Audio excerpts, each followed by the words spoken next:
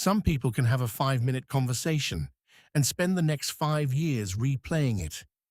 The door closes, the room disappears, and suddenly the real conversation begins. You hear your own voice again, but this time it sounds wrong. One sentence starts glowing in your memory like a warning light. Then your mind leans closer, like it just found a crime scene. Why did you say it like that? Why did they pause before answering? Why did their smile change for half a second?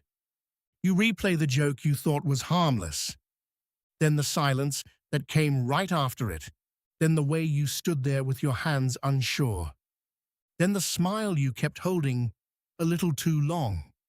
By midnight, it no longer feels like a small moment. It feels like evidence that something went socially wrong. And the strangest part is that everyone else has probably moved on. But your body has not moved on at all. Your chest still acts like something important is unfinished. Your mind keeps returning to the scene because it believes it missed something. Something dangerous hiding inside something ordinary.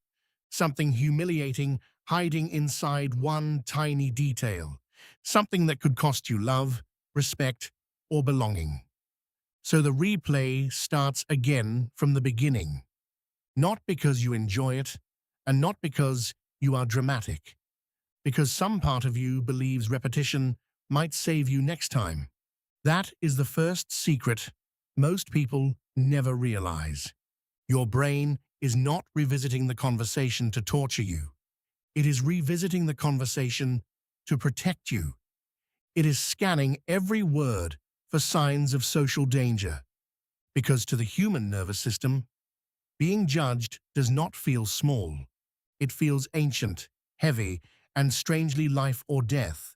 It feels like being pushed outside the circle. And to an older brain, outside the circle meant exile. So when a conversation feels awkward, your mind does not label it awkward. It labels it unsafe, unfinished, and worth revisiting. That is why a tiny pause can feel enormous at night. That is why one strange look can follow you into bed. That is why your brain keeps asking a brutal question. Did I damage my place in the group?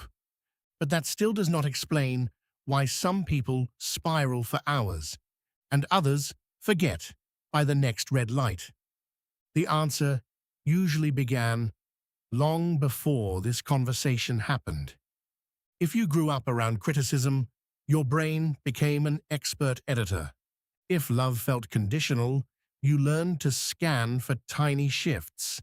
If peace could disappear without warning, you learned to predict storms early. So now, even ordinary conversations can feel loaded. Your mind is not just hearing words as they are spoken. It is reading for danger between the words. It watches tone like a weather report, eye contact like a verdict, timing like a trapdoor, energy like a hidden signal, micro-expressions like secret messages about your worth. Then it builds a case against you using details nobody else even noticed. That is why overthinkers can leave dinner feeling more tired than everyone else. They are not leaving the conversation behind them. They are carrying it home and performing an investigation. And there is another layer that makes the loop even harder to stop. The replay feels useful, even when it hurts. It feels responsible, sharp, and strangely mature. It feels like preparation, disguised as pain. If I review this enough, maybe I will never do it again. But the brain learns from repetition, not from fairness. So every replay tells your nervous system the moment was important. Important moments must be stored with extra force. Important threats must be revisited until the lesson feels complete. And now the loop begins feeding itself. The more you replay it, the more real the danger feels. The more real the danger feels, the more your mind returns. Until one comment at 2 p.m. is still alive at 2 a.m. This is why logic alone rarely ends the cycle. You can tell yourself they probably did not notice. You can tell yourself it was not a big deal. You can even know that both things are true, but your body may still be waiting for the social threat to pass, which means the real exit is not perfect analysis. It is safety, and safety feels different from explanation. When your body feels safer, the replay loses its job. When your shame softens, the scene loses its teeth. When you stop treating every awkward moment like a verdict, the mind stops building trials. This usually does not happen in one deep breath. It happens in small interruptions that look almost unimpressive. You notice the loop while it is happening. You name it without obeying it. You remind yourself that memory is not a courtroom. You let the missing answer stay missing. You allow the other person's face to remain unread. You survive not knowing what they meant. And that matters more than it sounds, because every time you stop chasing perfect social certainty, you teach your brain a new rule. An unfinished moment is not an emergency. An awkward sentence is not a sentence against you. A pause is not proof that you failed.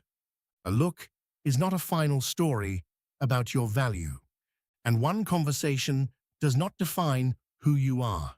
Maybe that is why these moments linger for so long. Not because you are broken, but because some part of you has been trying too hard to keep you safe. And once you see that, the replay becomes a little less powerful.